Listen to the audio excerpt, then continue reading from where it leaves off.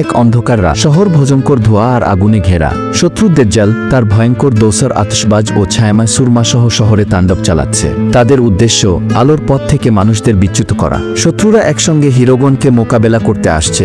তারা হিরোগনের বিশ্বাস দুর্বল করার ছলনা চালাচ্ছে। হিরোগন, Hulk, Spiderman, Iron Man, Ben 10 প্রথমবারের মতো শত্রুদের সামনে দাঁড়ায়। শত্রুরা তাদের আক্রমণ করে দ্রুত।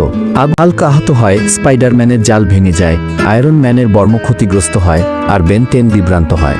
শেষে তারা বুঝতে পারে তাদের শক্তি এখনও পর্যাপ্ত নয়, তাই সবাই গোপনে পালিয়ে যায়। হিরোগন একটি ছোট মসজিদে আশ্রয় নেয়।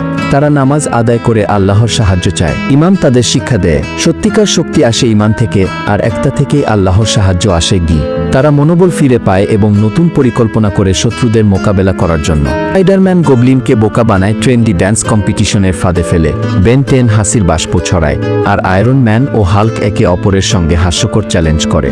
শত্রুরা এখন বিভ্রান্ত ও বিভক্ত। আতশবাজ আগুনের ল্যাংলাতেই লড়াই চালায়, সুরমা ছায়ার মতো আক্রমণ করে, কিন্তু হিরোগন একসাথে মিলে তাদের ধীরে ধীরে পরাস্ত করে। বেন 10-এর হাসির বাষ্প শত্রুদের মাথা ঘোরাতে শুরু করে। হাল্ক আর আয়রন ম্যানের মজার কথা শত্রুদের বিভ্রান্ত করে। শত্রুরা মিথ্যা খবর ছড়ায় যে হাল্ক তাদের দলে। সবাই হাল্ককে সন্দেহ করে, কিন্তু স্পাইডারম্যান সবাইকে বোঝায়, আমাদের বিশ্বাস হারালে শত্রু জিতে যাবে গি। তারা আবার একত্রে হয় এবং নামাজ পড়ে ইমান শক্তিশালী করে। হিরোগন নতুন শক্তি নিয়ে শত্রুদের সঙ্গে মুখোমুখি হয়। তারা সবাই মিলে শত্রুদের পরাস্ত করে। দাজ্জাল, আতশবাজ, সুরমা সবাই শেষ হয়ে পালিয়ে যায়। হিরোগন শহর ও মানুষের নিরাপত্তা ফিরিয়ে আনে। শত্রুরা অন্ধকার থেকে ফিরে আসে আর হুমকি দিয়ে যায়, তুমি জিতেছ, কিন্তু যুদ্ধ শেষ হয়নি, আমরা আবার আসব।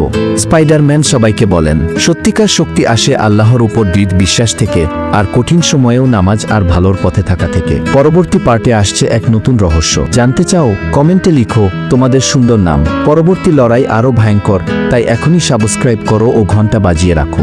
তোমার মতামত কি? হাল্ক নির্দোষ না বিশ্বাসঘাতক? নিচে কমেন্ট করো।